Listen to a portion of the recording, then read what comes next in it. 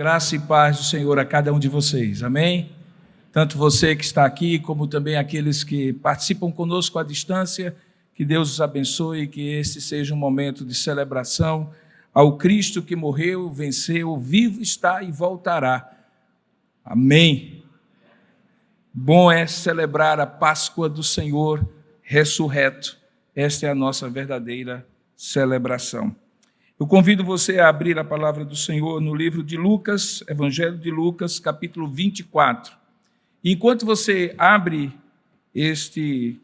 esta passagem, você deve imaginar o que significa para um pastor ou para alguém que prega costumeiramente a cada ano passar por determinadas datas do calendário, como, por exemplo, o Natal e a Páscoa, como é o nosso caso nesse final de semana, para pregar a mesma mensagem a cada ano, que, no entanto, se renova cada vez que é pregada. Existe uma certa previsibilidade no calendário litúrgico, digamos assim, dessas festas religiosas, desses momentos religiosos que nós vivenciamos a cada ano. E tão certo quanto existe essa data a cada ano, existem os questionamentos acerca dos fatos históricos, bíblicos, teológicos, bem fundamentados na palavra de Deus. É comum, por exemplo, na época de Natal, aparecerem artigos, reportagens, questionando a existência real, histórica de Jesus, ou então questionando os relatos dos evangelhos. Recentemente, nessa época de Páscoa, eu estava lendo um artigo supostamente acadêmico e bem fundamentado, que dizia que era impossível que Jesus tivesse cumprido cronologicamente todos os fatos dessa última semana, costumeiramente chamada Semana Santa. E então eles colocaram pesquisadores cronometrando em Jerusalém, nas ruas de Jerusalém, nos supostos lugares onde aconteceram os fatos, e chegaram à conclusão que era impossível. Portanto, tão certo quanto todo ano tem Natal, todo ano tem Páscoa, todo ano tem questionamento sobre isso. Não há dúvida alguma. Parece algo que já se coloca lá nas edições de jornais, de telejornais, de timelines de redes sociais, um aviso dizendo assim: está chegando a Páscoa, por favor, lancem aquela reportagem, lancem aquele questionamento.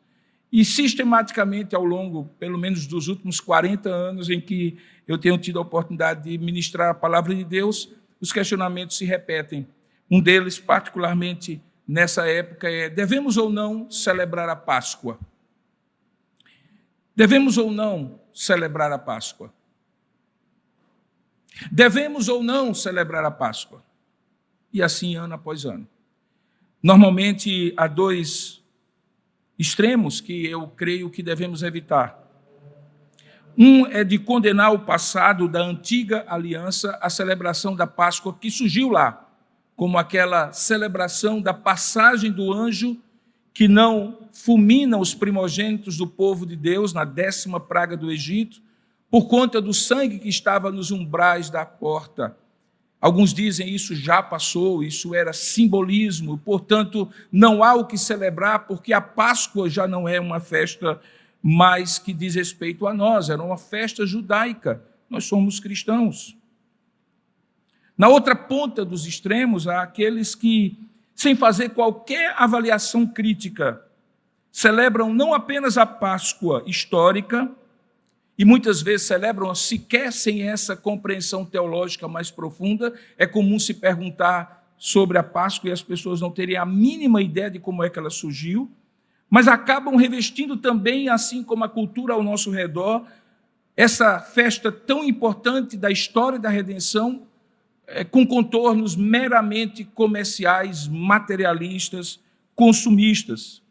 É gente que diz que não tem problema nenhum, é só um ovinho de Páscoa, é só um coelhinho, não há problema nenhum, as crianças gostam, todo mundo faz. E aí vai se esvaziando com o passar do tempo o sentido mais profundo, não apenas da origem judaica da festa, mas do sentido mais espiritual da festa. É a mesma coisa que acontece no Natal, quando se tira Jesus da manjedoura e se coloca um Papai Noel, seja lá o que for.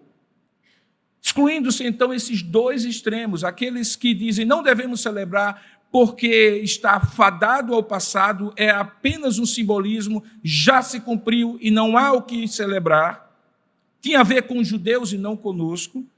E, por outro lado, vamos celebrar como todo mundo celebra e não há nenhum problema, porque todos fazem e nós vamos fazer igualzinho, sem refletir de maneira mais crítica e profunda o que significa isso. Então, dito isso, e desejando estar longe desses dois extremos, eu quero perguntar qual é a Páscoa, então, que se devemos celebrar. Se devemos celebrar, qual é a Páscoa? Se dizemos Feliz Páscoa, o que é que isso significa? Devemos lembrar da origem histórica dessa festa, sem dúvida alguma, porque é lá que está o simbolismo mais profundo daquilo que se cumpriu em Jesus.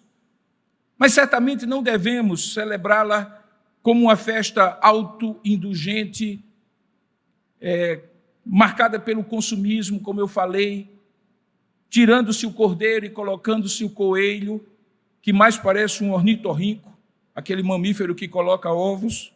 Eu acho que até deveria ser, ao invés do coelhinho de Páscoa, o ornitorrinco da Páscoa, porque é o único mamífero que coloca ovos. Então, se alguém colocasse ovos, não seria o coelho, seria o ornitorrinco. Então, devemos celebrar a Páscoa. Mas que Páscoa? A Páscoa consumada na morte e na ressurreição de Jesus Cristo, o Cordeiro que foi morto, mas vivo está e voltará. E nesse sentido, sim, devemos celebrar a Páscoa. Portanto, celebrar a Páscoa lembrando da morte, da ressurreição e da promessa do retorno do Cordeiro que vivo está, é o que devemos celebrar nesse dia, e que terá justamente o seu ápice nessa Eucaristia que nós vamos celebrar desta feita, tanto agora pela manhã como à noite, nesse primeiro domingo de abril. E é justamente porque a morte e principalmente a ressurreição é o âmago da nossa celebração. Eu lhes convido então a ler comigo essa passagem que os irmãos já acabaram de abrir, em Lucas capítulo 24, no verso 13 a 17. Ali, como veremos, nós somos lembrados de uma doce mensagem, que não tem nada a ver com chocolate, mas de uma esperança real, pois de fato não há esperança real na vida sem a possibilidade do recomeço, do qual a ressurreição é o fundamento mais firme, visto que se a nossa esperança se limitar apenas a esta vida, nós seremos os mais infelizes destes homens. Portanto, a ressurreição de Jesus é o ponto de inflexão que distingue a Páscoa judaica da Páscoa cristã. Por quê?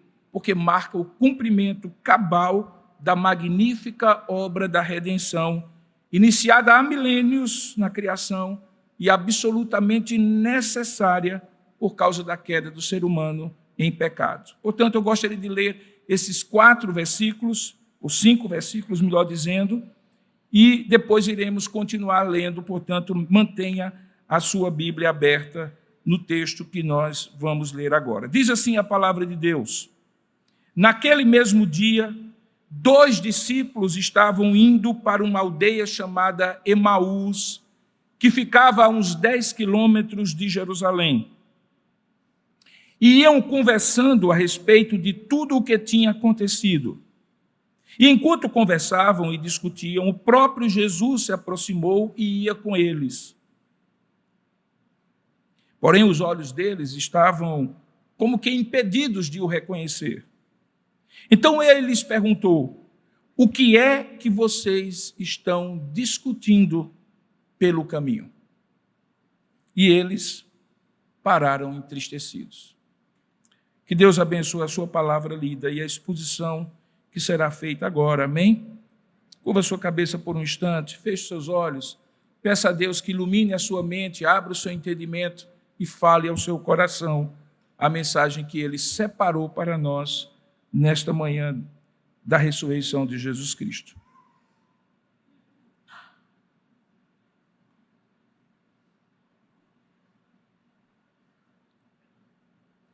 Ó Deus amado e querido Pai, louvado seja o Teu nome, porque o Teu Filho vive. porque o Cordeiro está vivo, porque tudo foi consumado no Calvário. E este culto, e esta pregação, e este povo, e esta igreja só existem em função desta verdade. Que Ele vive, que Ele está vivo, que Ele voltará. Por isso, no poder desta ressurreição, ó Pai, é que nós clamamos a Ti, que o Teu Espírito, que de maneira poderosa tirou o Teu Filho das garras da morte e o ressuscitou, possa falar conosco nesta hora, Pai, lembrando-nos da alegria da ressurreição, do Cordeiro, da Páscoa do Cordeiro. Fala ao nosso coração, abrindo o nosso entendimento, iluminando a nossa mente e nos dando condições de compreender a profundidade da Tua palavra e como ela se aplica a nós. Pois é assim que nós te oramos e te agradecemos, em nome e para a glória de Jesus. Amém. Queridos, esse texto começa com uma expressão que diz assim, naquele mesmo dia.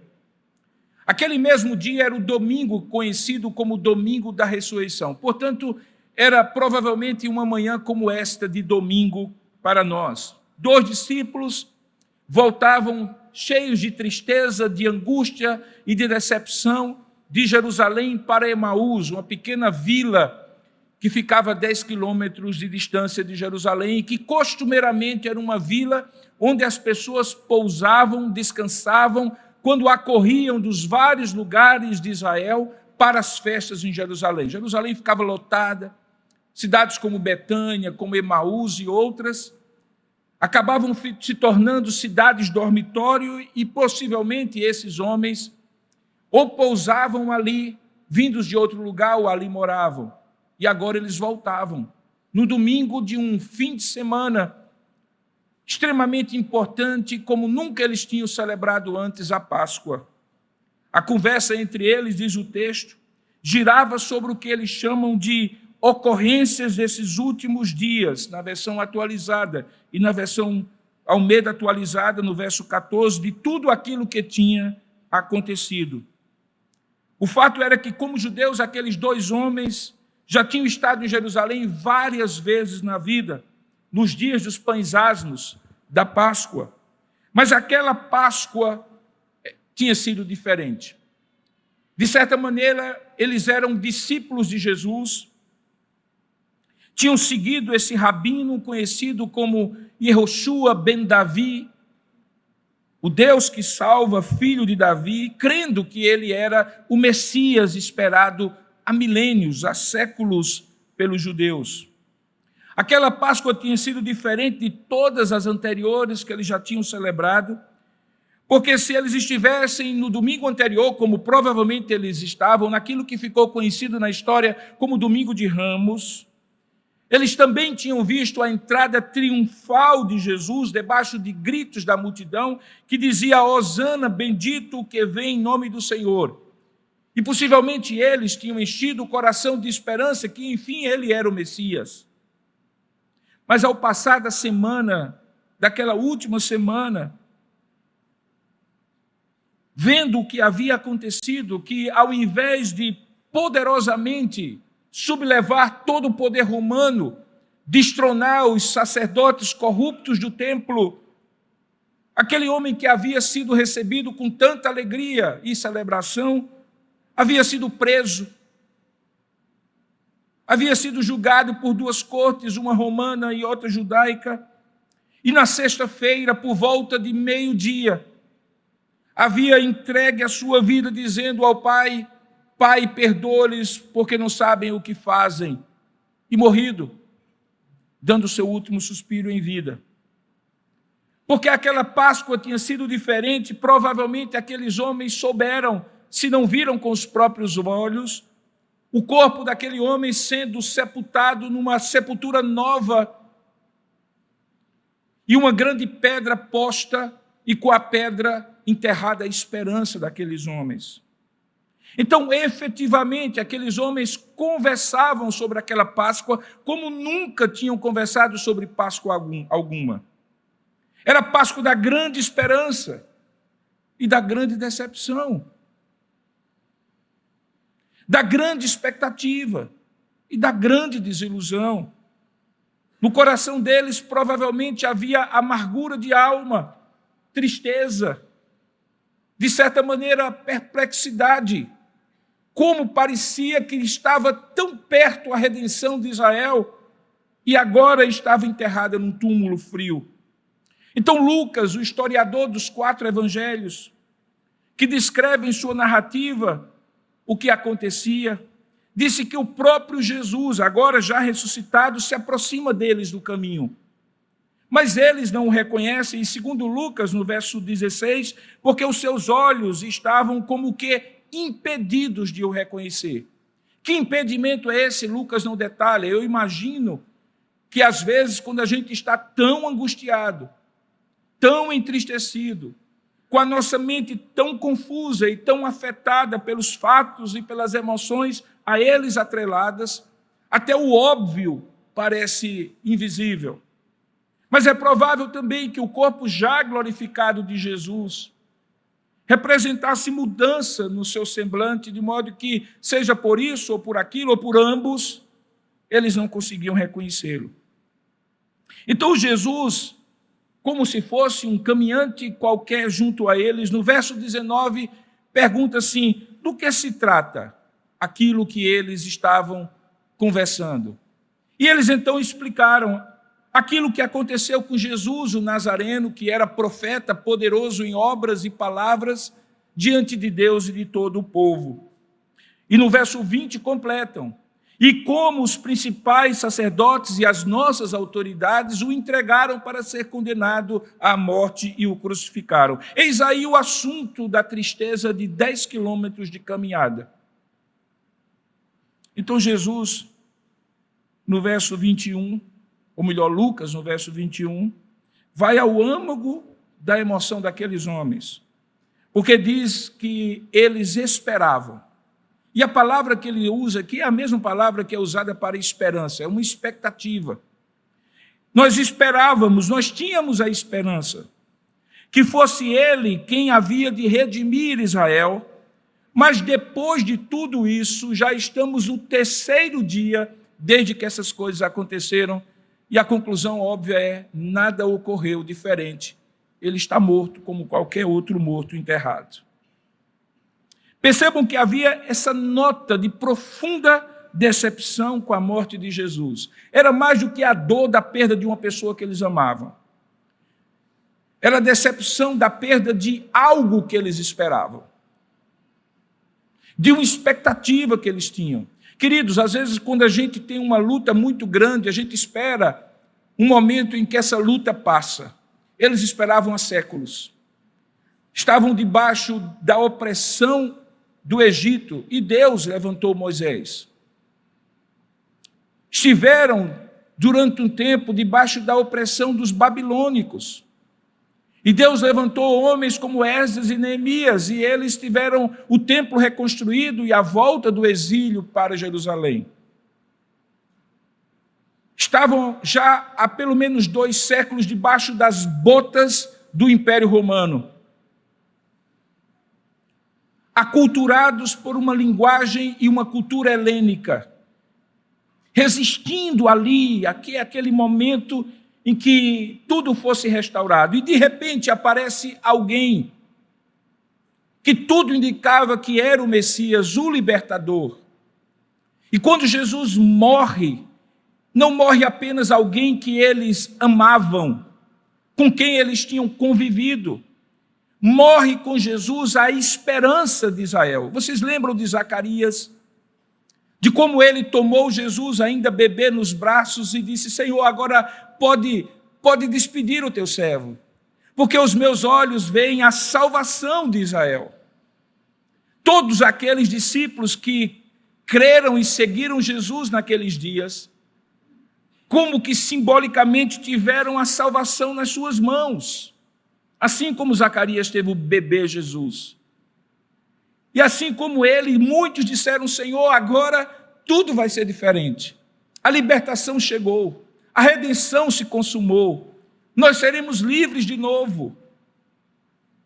Quando Jesus morre, tudo isso morre com eles.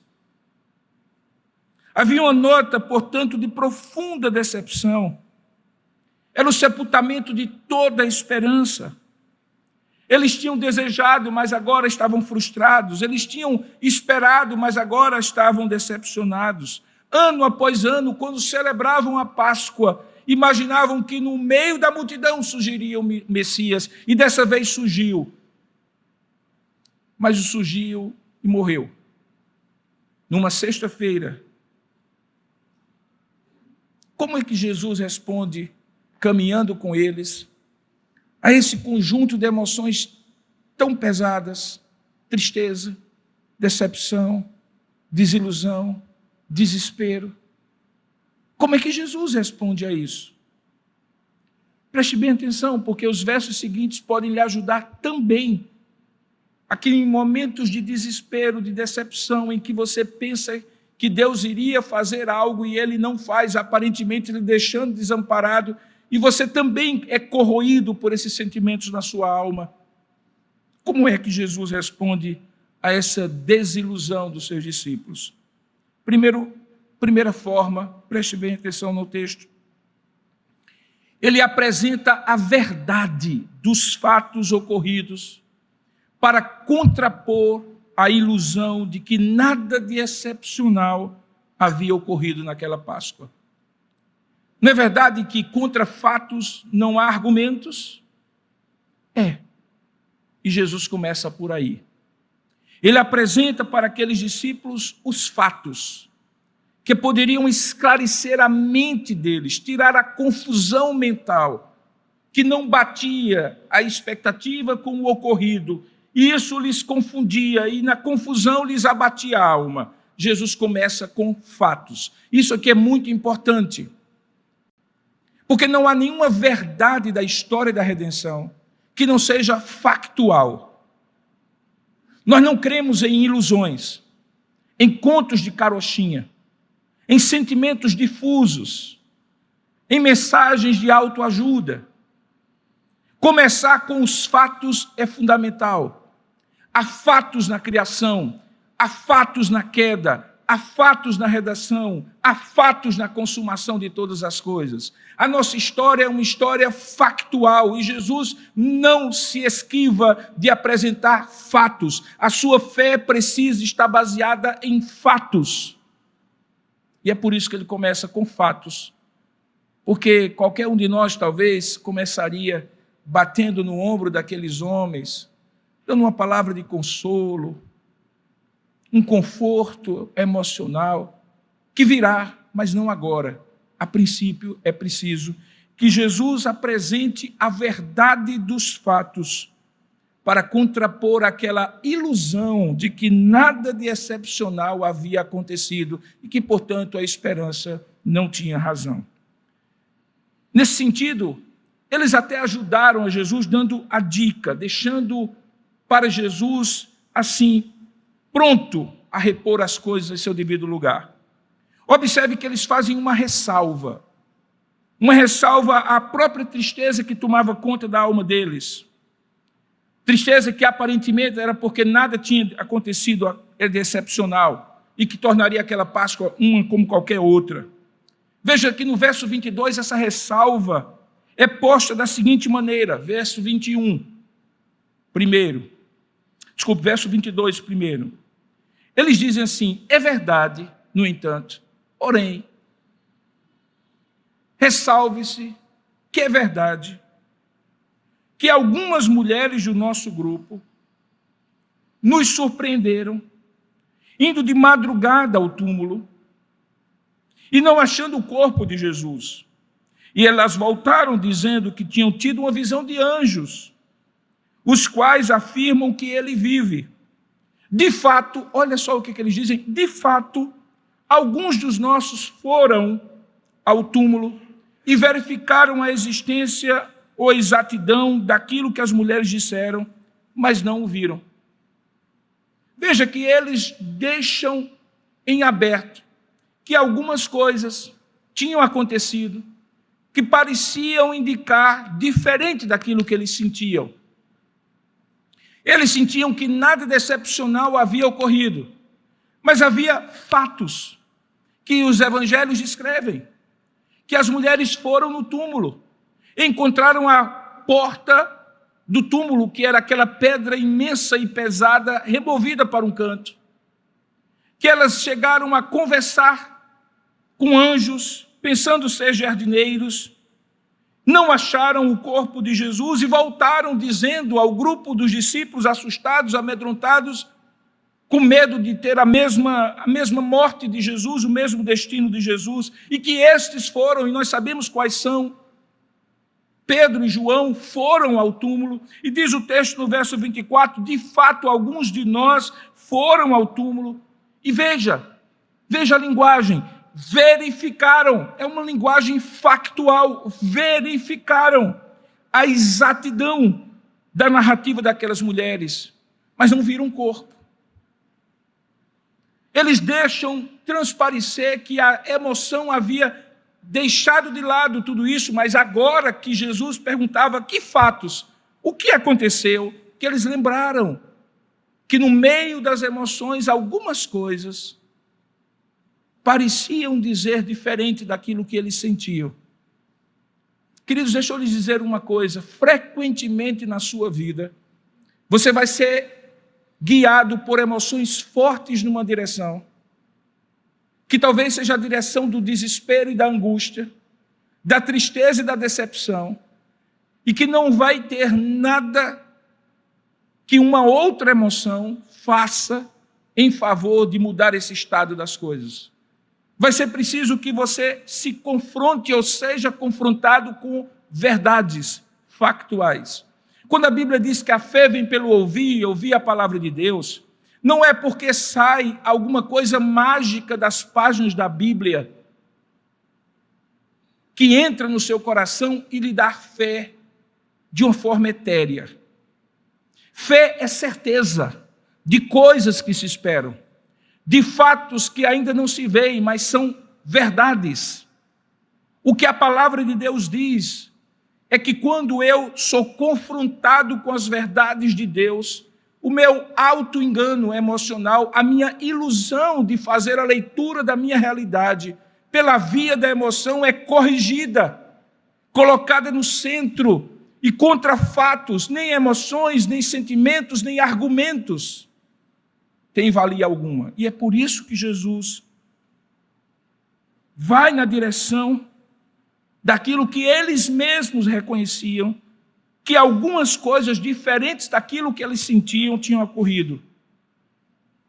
E é curioso que no final, quando ele diz assim, mas não viram o corpo, o fato de eles não verem o corpo, ao invés de ser prova daquilo que Jesus havia prometido, se torna um impeditivo. Você consegue entender o que eles estavam dizendo? Eles estavam dizendo assim, olha, havia uma promessa que ele ressuscitaria ao terceiro dia. Ele disse isso em vários momentos, que ele inclusive estava indo para o Pai para buscar e fazer moradas, que em 3 dias ele derrubaria o templo e refaria, e como o texto mesmo diz, depois eles perceberam que ele se referia ao templo, que era o seu corpo, e não necessariamente ao templo de Jerusalém. Jesus deixou muito claro, mas quando o corpo de Jesus não é achado, eles acham que isso é prova de que eles não podiam mais crer na promessa de Jesus, quando na verdade era o oposto. O corpo inexistente no túmulo era prova de que Jesus estava falando a verdade e que o sentimento deles é que tinha que ser trazido ao centro da verdade que Jesus havia proferido e que agora o corpo não encontrado era a evidência cabal, final, completa, inequívoca de que Jesus estava falando a verdade. Mas aí eles colocam, mas não o viram. Como assim? Eles ainda achavam que nada demais tinha ocorrido, especialmente à luz do que Jesus tinha ensinado em vida. Era todo dia assim que lá em Jerusalém um corpo desaparecia. Era algo trivial assim, os coveiros diziam, aqui some corpo. Os coveiros diziam assim, todo dia aqui, rapaz, é uma brincadeira, todo dia aqui o povo está sumindo, a gente enterra, 3 dias depois ele desaparece. Era assim. É assim que ocorre no dia de hoje. O corpo desaparece assim, Mas eles diziam assim: eles não acharam o corpo. Como assim? Como assim que um corpo desaparecia, sendo quem ele era? Como diz o texto bíblico, guardado por soldados romanos debaixo de uma pedra, amarrado em cintas de linho branco, como era o processo de enterrar um corpo judeu. E de repente ali, intactos os lençóis, o pano que ficava sobre a cabeça, também no seu cantinho, como se não tivesse sido desenrolado, e o corpo tinha evaporado. Era assim todo dia. Como assim? Por óbvio que não. É porque a explicação para isso é que a ilusão provocada pelas fortes emoções da angústia, da desilusão e do medo é então flagrada por Jesus como falsa. Irmãos, nós não somos levados por sentimentos, nem nesse momento, nem em momento nenhum. Sentimentos assessoram a fé, não norteiam a fé. Porque cremos, podemos sentir. Não sentimos e por isso cremos. E aqueles homens tiveram naquele momento uma prova que eles, levados pela tristeza tão aguda que sentiam, não levavam a sério o testemunho das mulheres e, pior ainda, dos seus próprios companheiros discípulos. Observe a expressão de Lucas: eles verificaram a exatidão. Paulo, depois, escrevendo aos Coríntios, no capítulo 15 da sua primeira carta, diz que mais de 5.000 pessoas, mais de 500 pessoas, melhor dizendo, viram Jesus em vários momentos ressurreto. Ora, se com 2 ou 3 testemunhas, na lei judaica, um fato se estabelecia, imagine com tantas testemunhas fidedignas como essas. A razão, queridos, é que havia uma insensatez no sentimento deles. Veja o verso 25, diz que Jesus, diante disso, disse assim: como é que vocês são tão insensatos e nécios para demorar a crer em tudo o que os profetas disseram? A palavra insensato aqui é a palavra anoetai. Nous é mente. Anoetai significa alguém que está mentalmente confuso. Não que tivesse um transtorno mental. Eles eram normais, até então. Mas o impacto da morte, que parecia ser o fim da esperança deles, tinha confundido de tal maneira sob aquele estresse de a esperança frustrada, que agora eles ficavam mentalmente confusos. Mas veja, apesar deles estarem mentalmente confusos, o remédio que Jesus dá para eles é verdade, clareza, realidade. Não é entrar na confusão mental e emocional deles. É primeiro ministrar verdade. Veja, eles sabiam de tudo que os profetas disseram, eles eram judeus. Eles sabiam que Isaías tinha profetizado e os demais sobre o Messias. Havia centenas de profecias messiânicas, mas a realidade nua e crua que eles tinham vivido naqueles 3 dias tinha tido o poder de confundi-los completamente. Por isso Jesus os questiona e chama a realidade dos fatos no verso 26. Ele diz assim: não é verdade? Me digam, vocês não se lembram? Não é verdade que o Cristo tinha de sofrer? Nós acabamos de ler Isaías 53, o servo sofredor, eles conheciam. Vocês se lembram lá de Isaías, do servo sofredor?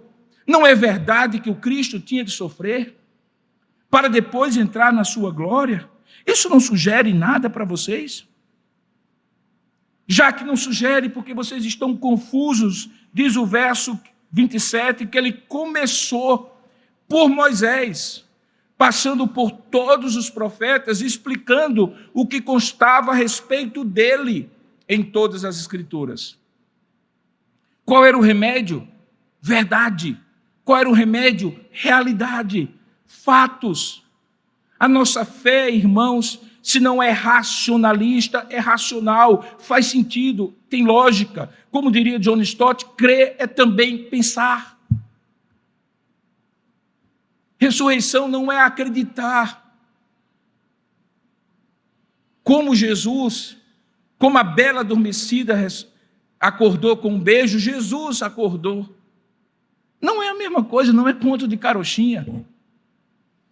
É fato, realidade, profetizada desde Moisés por todos os profetas.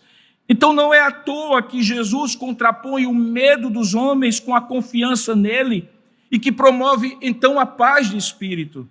Quantas vezes em meio à angústia dos discípulos, lembre você, Jesus chegou no meio deles dizendo: paz seja convosco, porque o remédio para medo é confiança em Deus, que traz paz de coração. Foi ele que havia dito em João 14:1, não se turbe, não se confunda, não se torne mentalmente confuso com os fatos que vão acontecer. Vocês creem em Deus, creiam também em mim. Eu vou, mas voltarei. E como ele voltaria se não ressuscitasse?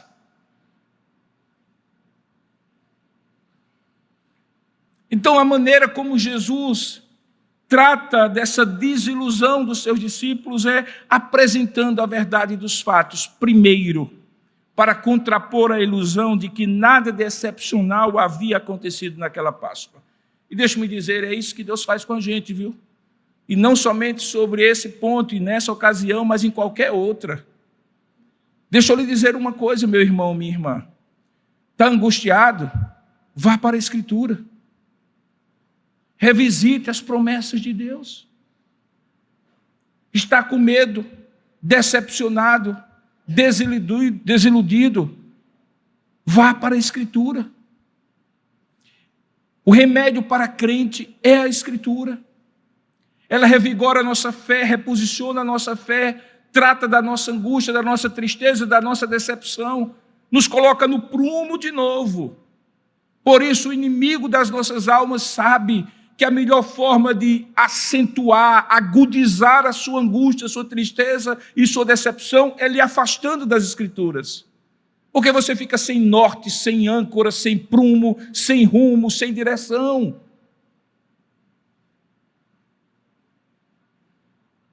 Mas, obviamente, que remédio para a mente tem que descer para o coração.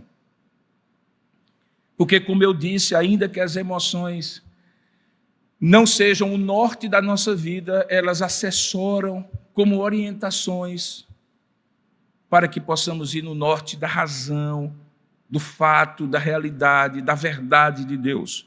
Então, Jesus usa uma segunda e, ao mesmo tempo, integrada abordagem. Sem abandonar uma, ele adiciona a outra. Ele se aproxima daqueles discípulos desiludidos com uma atitude consoladora para cuidar da alma daqueles discípulos desconsolados com as suas expectativas frustradas. Verdade dos fatos mais atitude de consolo é o que Jesus faz naquela ocasião. Observe a maneira como Lucas, a partir do verso 28, sugere que a caminhada da desesperança daqueles homens estava prestes a acabar. Por quê? Porque diz o texto que Jesus fez menção de passar adiante, porque eles já se aproximavam da aldeia para onde iam. E veja, é muito interessante porque Lucas é um escritor dos 4 evangelhos, é um olhar bastante típico, específico. O que ele está dizendo? Havia alguns metros ainda que poderia algo diferente acontecer, porque se eles continuassem e trilhassem aqueles últimos metros para entrar em Emaús, estava tudo perdido. De Jerusalém, a cidade para onde eles tinham ido com esperança, para Emaús, onde eles tinham chegado com desespero, nada mais havia de acontecer. Então diz o texto que quando se aproximavam da aldeia para onde iam, Jesus fez menção de passar adiante, de não parar na aldeia, de deixá-los sozinhos. E aí o que acontece? Diz o texto que eles disseram a Jesus, tentando convencer Jesus a ficar: fica conosco, Senhor, porque já é tarde, o dia já está chegando ao fim. Perceba que havia, ao mesmo tempo, a conveniência de oferecer a hospitalidade típica do judaísmo, que me leva a deduzir que provavelmente eles eram daquela cidade, Mas também havia por trás uma certa relutância de dizer assim, não é só porque o Senhor não deve viajar à noite, é porque essa conversa está nos trazendo alguma coisa diferente na nossa alma. Depois eles vão dizer um para o outro, depois que Jesus desaparece, não aquecia o nosso coração enquanto ele falava, portanto, sim, aquecia, e por isso eles insistem e dizem assim, fica, Senhor, já está tarde, não é só por tua causa, alguma coisa está mexendo aqui dentro de mim. Aquele apelo, portanto, fica conosco, significava mais do que uma preocupação com aquele companheiro desconhecido de caminhada, porque era tarde e o dia já estava chegando ao fim. Mesmo que fosse essa típica hospitalidade judaica, o apelo denotava um desejo por uma companhia que, de alguma maneira, trazia um consolo que eles não conseguiam ainda entender, com o qual eles estavam familiarizados, mas não conseguiam discernir, porque até então eles não sabiam que era Jesus. Sabe aquelas pessoas, mesmo nas nossas relações pessoais, que nos fazem bem só em estar junto da gente? E a gente não sabe por quê, mas que remetem a pessoas importantes que, sim, essas pessoas são importantes porque tiveram momentos marcantes na nossa vida e elas trazem essa sensação de conforto. Pois bem, se isso é verdade entre relacionamentos humanos, imagine alguém que talvez tivesse passado com Jesus os últimos 3 anos e meio e, de repente, sem saber necessariamente que aquele caminhante era Jesus. No entanto, a simples presença dele, e não era simples presença dele, era a presença do Deus encarnado, do Cordeiro ressurreto, trazia esse conforto. Eles então dizem, fica conosco. E aí o que acontece? Eles chegam em casa e vão participar da ceia do fim do dia. Aquela última refeição que comiam para poder dormir. Lembre, não tinha energia elétrica, provavelmente era no lusco-fusco, da tarde para a noite, talvez precisando no final da refeição de uma lâmpada que era usada, do azeite, e eles sentam à mesa. E diz o texto que no momento de maior intimidade de um visitante, em qualquer cultura, não somente na cultura judaica, porque ninguém senta à mesa com o inimigo, se tem uma coisa que a gente, mesmo mais receptivo que seja, a gente cuida de comer com quem quer bem da gente, e isso a gente faz quando chama para dentro da nossa casa, porque ninguém chama para dentro da casa um inimigo, um desconhecido, um risco, um perigo, a não ser que seja um tolo imprudente. Então, naquele momento de maior intimidade daquele visitante com eles, e que acontece justamente ao redor da mesa, quando o pão haveria de ser partido e distribuído entre eles, porque aquilo que vocês veem aqui na Eucaristia era o costume deles, um pão único. Ninguém tinha o seu pãozinho francês próprio. Era um pão único, grande, que era tirado lascas e pedaços distribuídos, mas que costumeiramente era feito pelo anfitrião da casa. A honra era do dono da casa. O dono da casa era que dividia e dava. Mas olha o que acontece. Acontece uma coisa no verso 30, que quando eles estavam à mesa, não foi nenhum dos dois, nem mesmo talvez um terceiro, se fosse o dono que estivesse hospedando o grupo. Mas foi Jesus que pegou o pão e o abençoou. E depois partiu o pão e deu a eles. Irmãos, quando isso acontece, aquele gesto conhecido abriu os olhos deles. E no verso 31 diz que eles reconheceram Jesus. A palavra reconhecer aqui é curioso, porque não é a palavra que normalmente se usa para chegar a uma conclusão racional. Eles não deduziram, entende? Eles não deduziram que é Jesus. Eles receberam uma epifania, uma revelação, que compreende corpo, alma e espírito, se você for tricotomista, como queira, mas compreende a mente, as emoções, a volição, aquilo entrou neles, e os olhos deles se abriram, e eles reconheceram Jesus. Aquele gesto era conhecido. Eles tinham visto Jesus partir aquele pão daquele jeito, mas não foi o jeito que fez eles conhecerem. Eles tinham presenciado Jesus fazer isso várias vezes, mas não foi a repetição do ritual. Foi o fato de que aquele momento era um momento de uma atitude consoladora. O pão que alimentaria depois de uma jornada de caminhada de 10 quilômetros era também o símbolo da presença de Jesus com eles.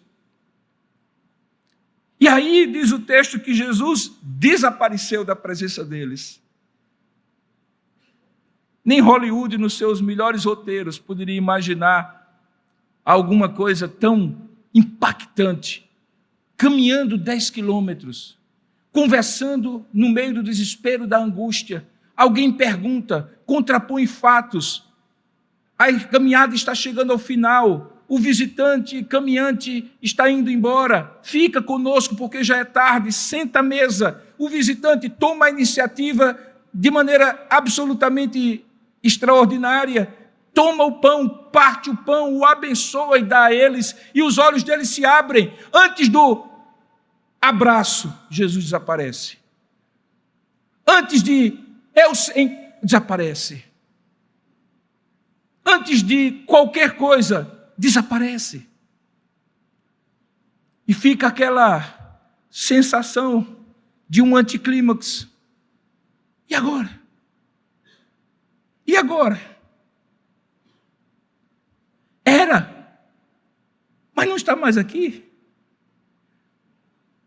E aí diz o texto que eles, no verso 32, começaram a dizer um ao outro. Olha como a conversa mudou. Olha como o tom da conversa mudou. Olha como a direção da conversa mudou. Diz que eles disseram assim: não é verdade que no nosso coração ardia o nosso peito, quando ele nos falava pelo caminho, quando ele nos explicava as Escrituras? Eis aí, irmãos, o cuidado divino surtindo efeito ao aquecer o coração humano. Enquanto ele caminhava e ministrava a Escritura, parecia que nada estava acontecendo no coração, mas sim estava acontecendo. E como nós bem cremos, quando, de fato, a realidade do pão partido, que é a coreografia da fé professada no coração, como um sacramento é, a realidade visível daquilo que é invisível, eles então juntam A com B, o ardor no peito durante a caminhada, o gesto de Jesus e a atitude consoladora na hora da mesa, partindo o pão, e chegam à conclusão: é Ele, e Ele ressuscitou.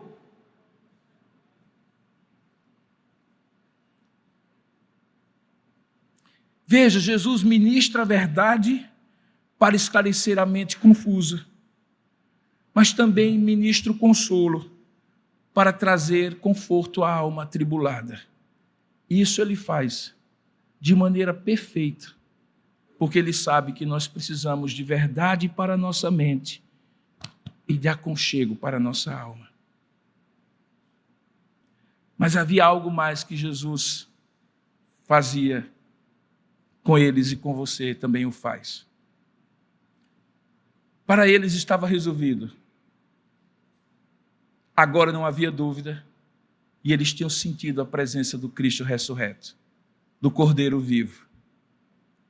Mas nada que Deus faz para nós, ou em nós, para em nós. Ao mesmo tempo que nós somos recipientes do seu consolo e do esclarecimento da sua verdade, Ele sempre quer nos usar como instrumentos para outros. E é a hora que Jesus usa o poder do testemunho existencial daqueles homens, a quem ele havia esclarecido e confortado, para que muitos outros o reconheçam como o Cordeiro que se entregou à morte, mas ressuscitou e voltará. Sabe por quê? Porque testemunho também fortalece a nossa fé. Eu quero dar um testemunho pessoal para você. Em alguns momentos, mesmo sendo pastor, mesmo pregando o evangelho, crendo naquilo que eu falo, em alguns momentos, assim como na sua alma, me bate sensações e sentimentos esquisitos. A minha vida não é um crescente sempre. Ela tem oscilações. Como qualquer outro ser humano, eu fico triste, às vezes eu fico inquieto, às vezes eu fico ansioso, às vezes me bate aquela tristeza que eu não sei de onde é. E deixa eu dizer qual é o remédio que eu aplico para mim. Eu começo a falar daquilo que eu creio a outras pessoas, porque o testemunho dado a outros volta nos meus ouvidos e fortalece a minha fé. Porque fé confessada precisa ser fé professada. Fé confessada precisa ser fé professada e testemunhada a outros. Veja o que é que acontece. No verso 33, existe uma expressão adverbial de tempo, e na mesma hora. Podia ser o imediatamente, ou como diria algum personagem, mais ligeiro do que imediatamente. Então, e mais ligeiro do que imediatamente, diz o texto que eles saem. Essa expressão é para mostrar o poder do ímpeto daquilo que tinha acontecido, que os moveu imediatamente, uma vez esclarecidos e consolados, a testemunhar de Jesus ressurreto. E agora a direção da caminhada se inverte. Saíram de Emaús cheios de esperança para Jerusalém.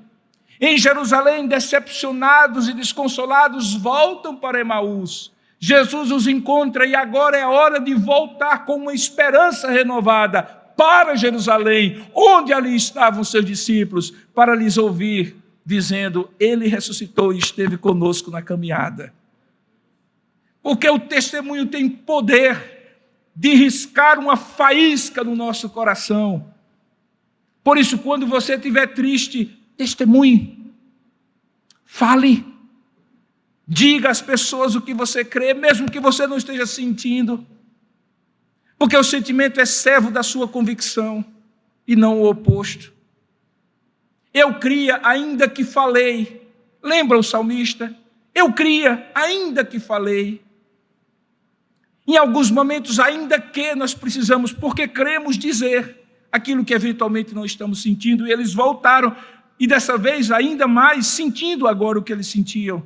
A caminhada se inverte. Se antes eles estavam confusos e desconsolados, indo para Emaús, agora eles estavam confortados e esclarecidos, voltando para Jerusalém, impelidos por Deus para dar o testemunho do encontro com Jesus ressurreto aos demais apóstolos. No verso 35, diz que os dois, então, chegando em Jerusalém, contaram o que eles tinham acontecido no caminho, porque testemunho é isso, sabe, irmãos? Deixa eu lhe dizer, não é pregação que Deus espera de você. O que Jesus espera de você é que você conte o que aconteceu no seu caminho com Ele. Com todos os tons e nuances. Curioso que a gente pensa que testemunho tem que ser sempre triunfante. Testemunho tem que ser a realidade das coisas debaixo da intervenção de Deus, para a glória ser de Deus e não sua. E eles contaram. E eu acho que eles contaram tudo. Gente, eu estava aqui arrasado voltando para Emaús, conversando com ele. Vocês não têm ideia de como foi difícil aquele caminho de volta. São 3 anos e meio crendo que ele era o Messias. E de repente a gente vê ele indefeso como um cordeiro morto, sacrificado, mudo, perante os seus tosqueadores. Um soldado romano, um soldado. Que rei é esse, eu pensava? Que rei é esse? Que não consegue quebrar a lança do soldado e deixa a lança abrir o seu lado.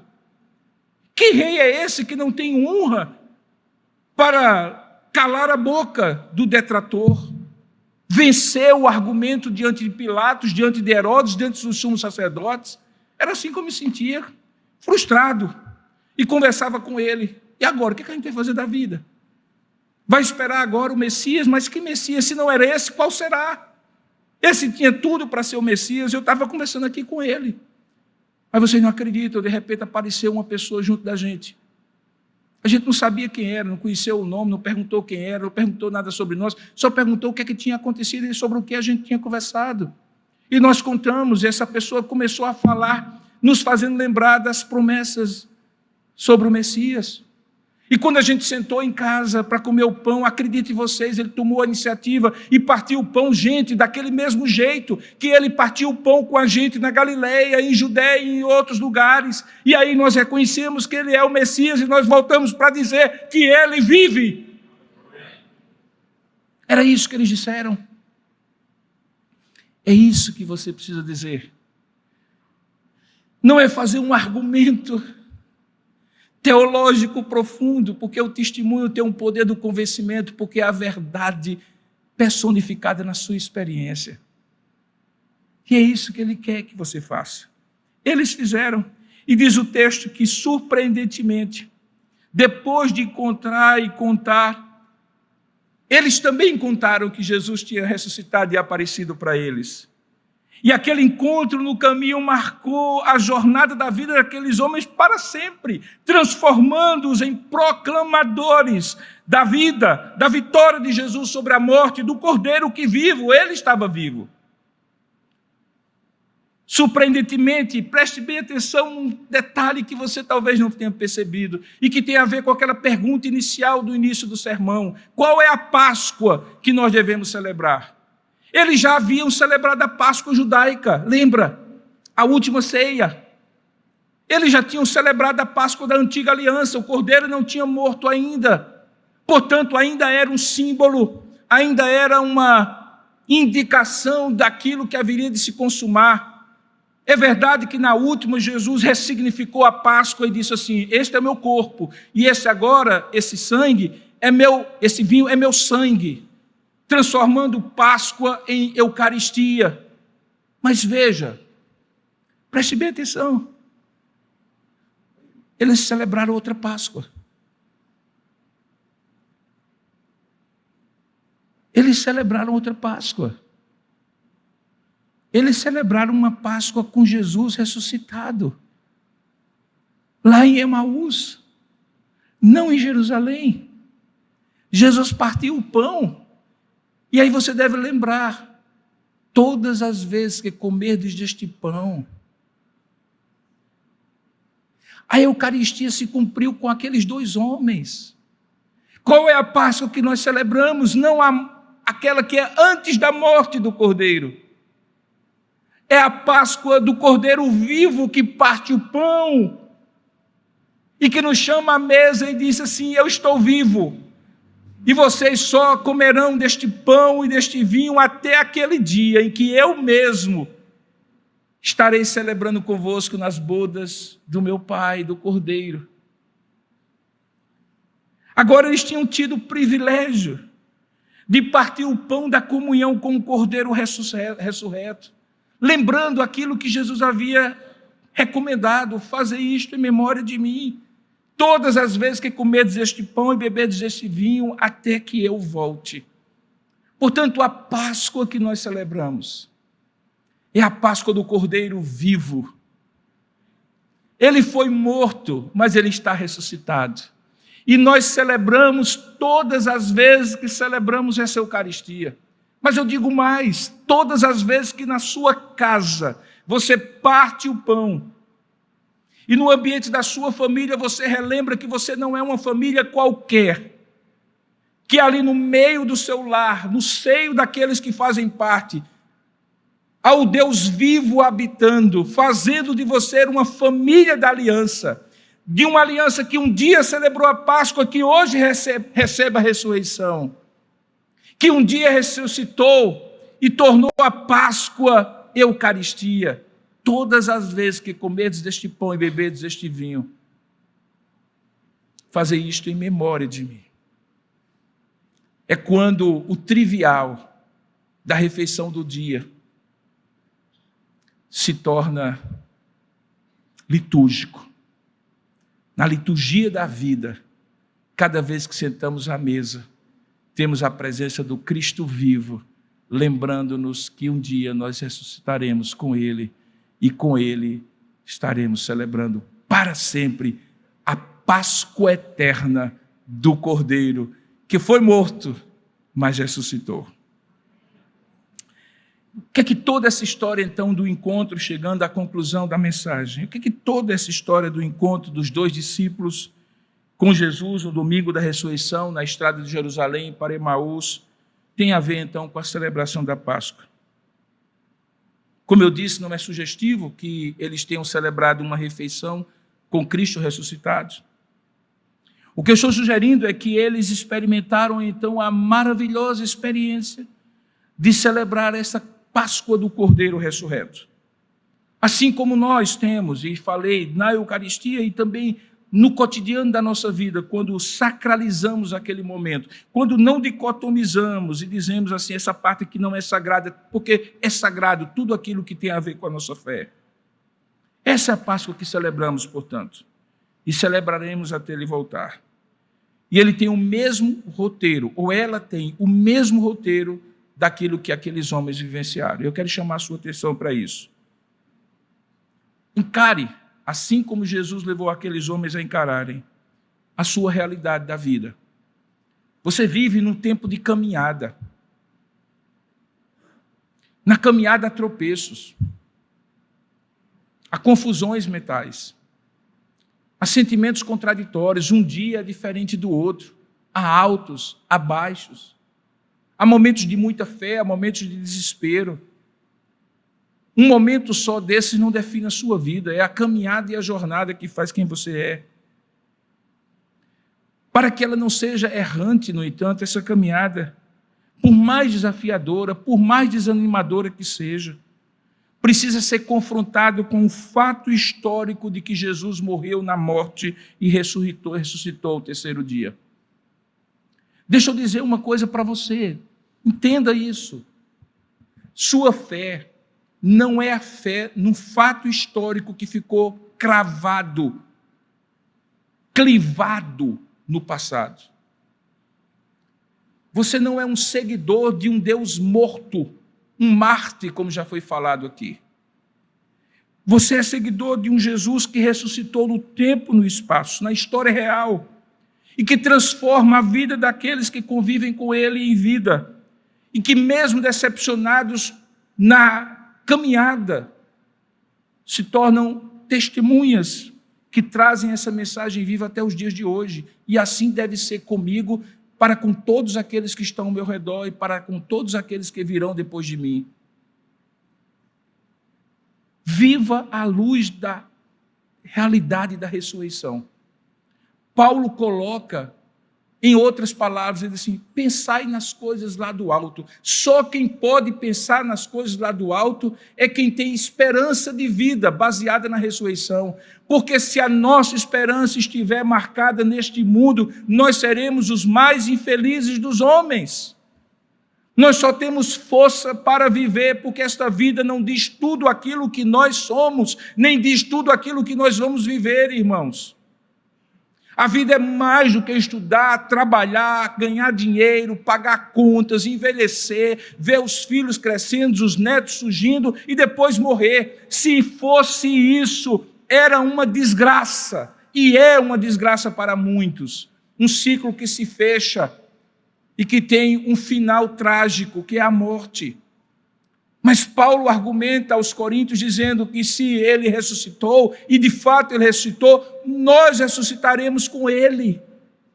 E isso é o que nos dá esperança. A nossa esperança não está aqui, irmãos. Os nossos castelos têm raízes mais profundas e torres mais altas. Então encare essa realidade, mas encare a sua realidade de ciclos e anticiclos, de lutas e vitórias e alguns momentos de derrota, no entanto, à luz da ressurreição. O Cristo venceu e você vencerá com ele. No mundo tereis aflições, mas tenham bom ânimo, eu venci o mundo. Porque isso precisa ser claro na nossa mente, também precisa descer a nossa alma. E a melhor maneira de descer é fazer a oração que aqueles homens fizeram. Eles fizeram uma oração, não sei se você percebeu.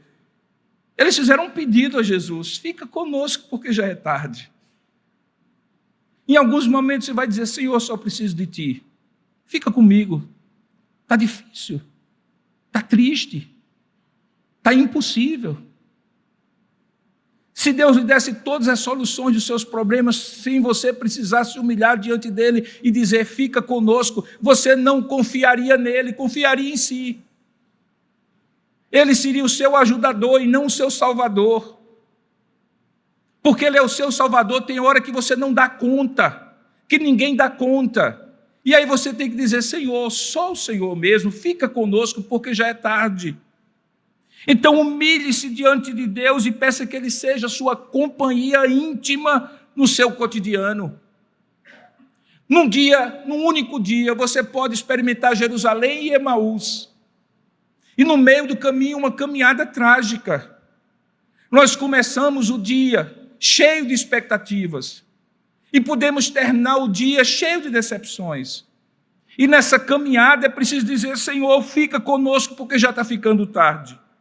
Essa proximidade consoladora que fez aquecer o coração daqueles homens numa estrada fria de um domingo de desânimo e que tornou uma refeição ao redor da mesa em um momento de profunda comunhão e revelação de quem Jesus é e do que Ele, e somente Ele tem poder de fazer, também está disponível a você. Na escuridão da dúvida que esfria o coração, o calor da certeza de que Cristo vive e aquece a sua alma, ilumina o seu caminho, mas só se você abrir a alma e disser, fica conosco, Senhor, porque já é tarde. Portanto, humilhe-se diante dele e peça. Mas uma vez aquecido o coração, assim como aqueles homens, disponha-se e comprometa-se com um projeto de vida que vai além de sua mera existência pessoal. Por mais que sua vida seja o que há de mais valioso para você, aprenda a viver em função da missão. E a missão que Deus lhe deu é dizer que o Cristo ressurreto habita em você pelo seu Espírito. Do mesmo jeito que aqueles homens não conseguiram ir mais na mesma direção de Jerusalém para Emaús, e no mesmo ritmo, porque na mesma hora levantaram-se e voltaram para Jerusalém, entenda que há uma missão maior para a sua vida, e que Jesus colocou nas seguintes palavras, quem quiser ganhar a sua vida, deve perdê-la por amor a mim. E isso não é uma opção exclusiva de dedicação religiosa, como eu fiz na minha vida, ou que alguns fizeram, mas é uma decisão de uma vida missional, onde tudo da sua vida existe e só deve existir a serviço de Deus e para a sua glória. Quando você experimenta isso, aí você começa a voltar no caminho do desespero para o caminho do sentido e propósito da vida. Queridos, às vezes Deus nos alcança nos momentos de maiores dores, e essas dores são curadas. Mas eu conheço muita gente que já teve a vida completamente destroçada, sem conserto. Eu não estou falando de alguma coisa que foi ruim. A vida da pessoa acabou. Ela perdeu tudo, ela sofreu tudo. Sinceramente, ela pode pensar assim, é melhor morrer. O que é que me restou? E eu tenho visto pessoas alcançadas nesse fundo do poço do desespero, ser alcançadas pela graça de Deus e ressignificarem a vida completa em função de uma missão. Perdi mulher, perdi filhos, perdi dinheiro, perdi vida, perdi honra, perdi tudo. Mas só tem uma coisa que eu não perdi porque ninguém pode tirar de mim, que é a presença do Cristo ressurreto. Eu vou fazer disso a minha missão de vida. E eu vi gente sair do fundo mais profundo, do poço mais profundo da angústia, para uma vida cheia de propósitos e de sentidos, dando significado à existência. Quanto mais você, querido, quanto mais você. Viva, só lhe deu glória. Entregue-se ao testemunho do Cristo ressurreto. Essa é a melhor maneira de você celebrar a Páscoa do Cordeiro vivo. E esse é o desafio para nós. Que nós não estejamos presos a um calendário de um domingo por ano. em que a gente usa a rede social para colocar ele vive, mas em todos os outros a nossa mensagem é de morte. Que não seja um único domingo por ano que a gente cumprimente as pessoas lembrando que se a vida acabar agora nós temos uma vida eterna, mas que seja todo dia. Que não seja apenas uma vez para honrar a ressurreição de Jesus, que nós sejamos pessoas que investam na vida dos outros, mas que seja todo dia. Que não seja apenas um domingo que a gente leia e aprenda e revisite o relato da ressurreição, como se fosse um calendário litúrgico. Hoje é dia de lembrar da ressurreição. Porque todos os domingos e todos os dias, na medida em que a misericórdia de Deus se renova a cada manhã, nós somos lembrados da vida de Jesus na nossa vida pelo seu Espírito. E é preciso dizer todos os dias que um novo começo, porque o choro pode durar a noite inteira, mas ao amanhecer vem a alegria da esperança, da certeza de que Ele está conosco e que Ele guia a nossa vida. Portanto, viva a ressurreição de Jesus todos os dias e não apenas um domingo do mês, ou do ano, ou da vida. Aqueles homens nunca mais tiveram uma Páscoa como aquela. Que hoje também seja uma Páscoa que divida a sua vida de tal maneira que você compreenda, ela não é parte da liturgia anual, ela é a essência da sua existência. Que Deus o abençoe. Amém.